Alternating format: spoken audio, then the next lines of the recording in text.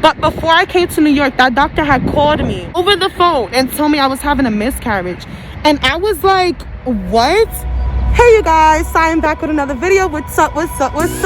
Today we're going to talk about a couple of things about pregnancy. This was a highly recommended video and I'm super excited to talk about it and bring you guys along this journey. So with that being said, let's just get started. I didn't get into how I found out, how it feels to be pregnant. So that's what I'm going to get into this video. So you guys, first thing first is when I first found out I was pregnant, I literally didn't realize I was pregnant. I know it sounds crazy, but I took a pregnancy test a week before on a Tuesday, right?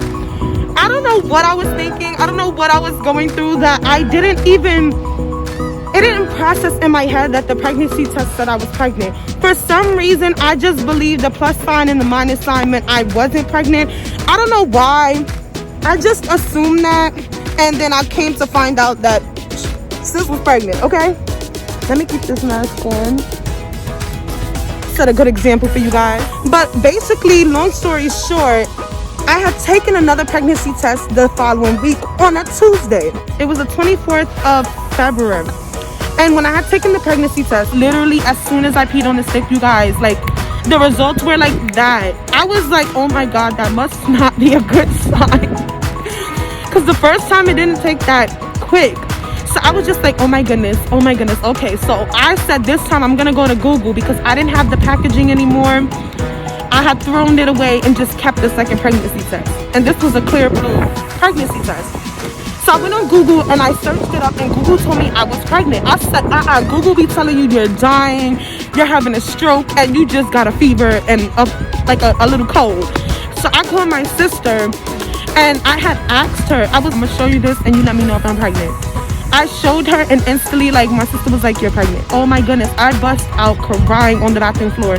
Like, when I tell you I was crying, and it wasn't like a painful cry. It was more like, oh my goodness. Like, I think I was just in shock. And I was just like, oh my goodness, I can't believe this is happening. Like, you guys, I've been having sexual intercourse for some time now and I've never gotten pregnant. I was just like, like, I did everything I was supposed to do. I didn't understand how it happened. I was just in total shock. But I'm gonna be honest with you, it wasn't like a sad moment for me. As oddly as it sounds, I was like, I don't know how to explain it, but it felt like, it was like, wow, like I'm going to be a mom. Like in that moment, I was like, wow, I'm gonna be a mom. So I just cried and my sister, you know, told me, my sister had told me like her experience with being pregnant and just all that good stuff.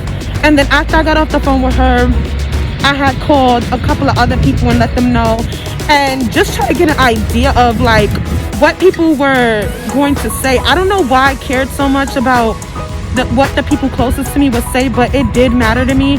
So I confided in them and, you know, a couple of people had positive things to say and other people didn't really have, you know, I don't think it was that they were being negative. I think they were just trying to look out for my best interest. And that was fine, but it kind of made it hard for me to enjoy the first moments of being pregnant, if that makes sense.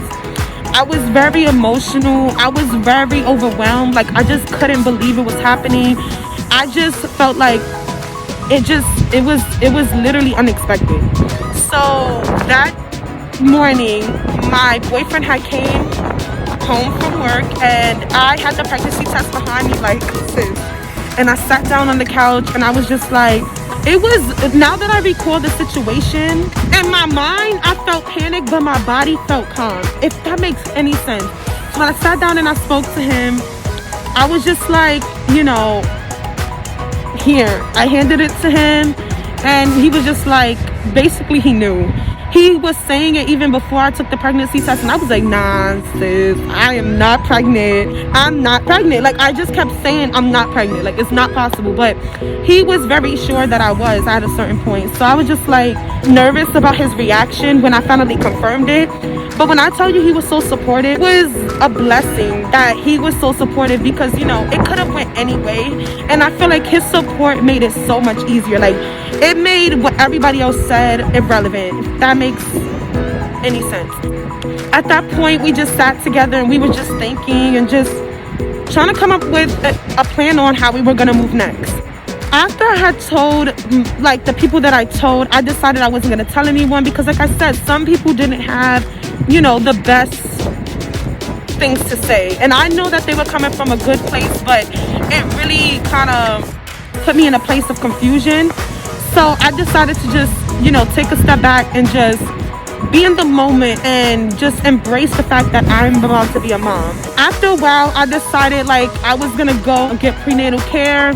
But in Florida, like I told you guys, like, the healthcare system is not as great as New York. Like, you can't just go anywhere and receive help. Not all places except the insurance that they offer out there. And not only that, like, my Medicaid from New York wasn't accepted in Florida. So that made things pretty hard. It was a tough time. I'm not gonna lie. Like, when I went to the emergency room to just find out how many weeks I was pregnant, it was just like, if the doctors don't feel like you need a certain test, they're not obligated to give it to you because they're their own contract. They don't work for the hospital, they work for themselves. So I could only get but so much help. So I decided to come back to New York and, you know, get that ultrasound and get everything I needed. But I do want to say, when I was in the emergency room, I went about 4 times because I started experiencing spotting and bleeding. And that was scaring me to the point that I was a little worried. And then I'm being told that I'm high risk because, you know, you guys, I have lupus, I have rheumatoid arthritis, I have hypothyroidism. I don't think I'm saying that right. So those are the things that put me at risk. So when I had spoken to the specific doctor, she was very rude, I want to say. She lacked bedside manners while I was in the hospital. While I was in my panties, like, this other nurse came in and he was just like, you can't be recording this in the state of Florida, you need permission. And I was like, she gave me permission, so mind your business and step out my room because I don't have panties on. And ever since that interaction, like, the doctors barely came in my room to check on me. So I ended up just asking them to take the IV out, and I went home and I decided I was just gonna come to New York.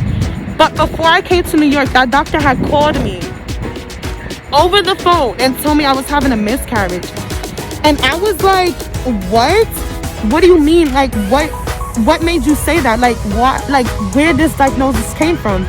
She was like, listen, I don't have time for this, I have to go, I have other patients.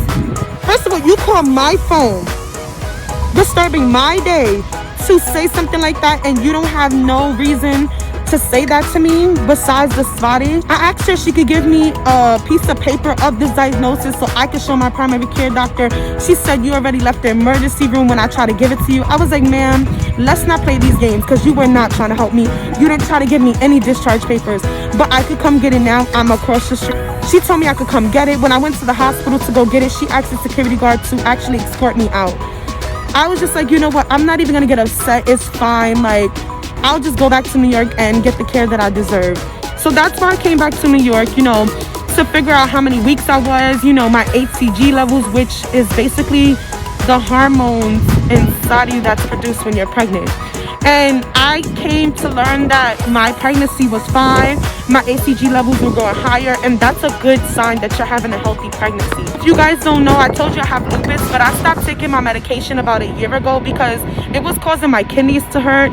It was causing my vision to be a little disoriented, and I came to later find out that the medication does more harm than good. So I stepped out on faith in God, and I just decided not to take it no more.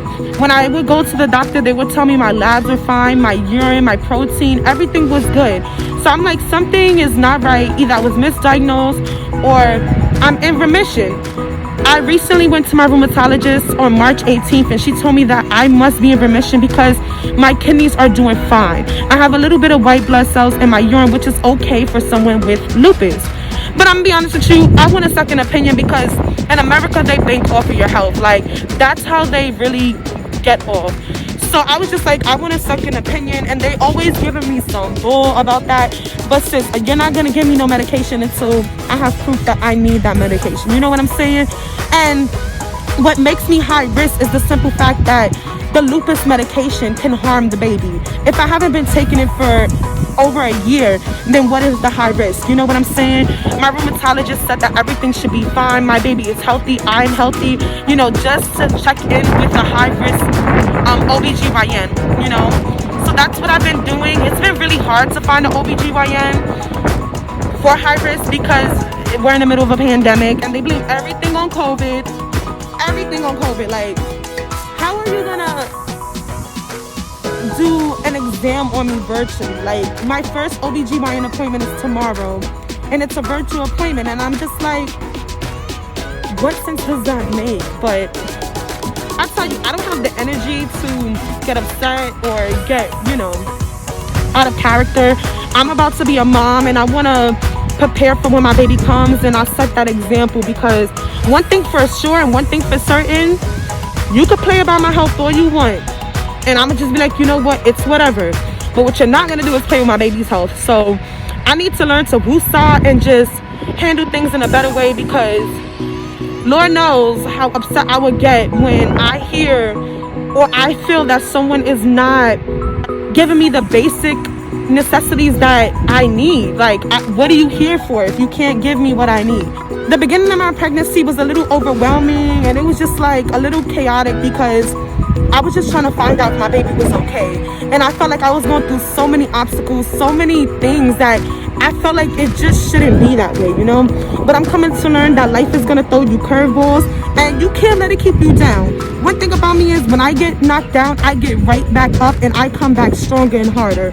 So with that being said, I started advocating for myself and making sure that I get the care that I need and my baby gets the care that she needs. Another thing I want to say is I'm hoping for a girl. Like, I'm having a girl. I will be happy with whatever as long as my baby's healthy. But this is the year for the girls. Like, I feel like the last 2 years has been nothing but boys being born. It's time for the girls to have their shine. Not only that, I would love to have a mini me. Come on, like, I can see it. I know you can see it. Like, we can get our nails done together. Like, I would love to just raise my daughter and just be that mother that I know that I could be. You know what I'm saying? I've been doing a lot of self-healing, a lot of work on myself to ensure that I become the best person I could be. And I was afraid of being a mom. Like I told you guys in my last video, it was very scary because I'm afraid of failing. But one thing I know for sure is I'm gonna be the best mom. So with that being said, you guys, I want to answer a little bit more questions. I just don't want to make this video long, so I'm gonna make a part 2. But you guys, stay tuned for that because I have so much to share with you guys. I'm super excited. Like, this is honestly the best thing I could say that has happened to me this year. I said 2021 was gonna be my year, and sis, it's gonna be my year, period. And I'm gonna show up and show out for my baby girl. And I can't wait to tell y'all the names I've been thinking about and just all the stuff I just hope to be able to do. And with that being said, you guys, I'm gonna end this video and I'll see you next time. Peace.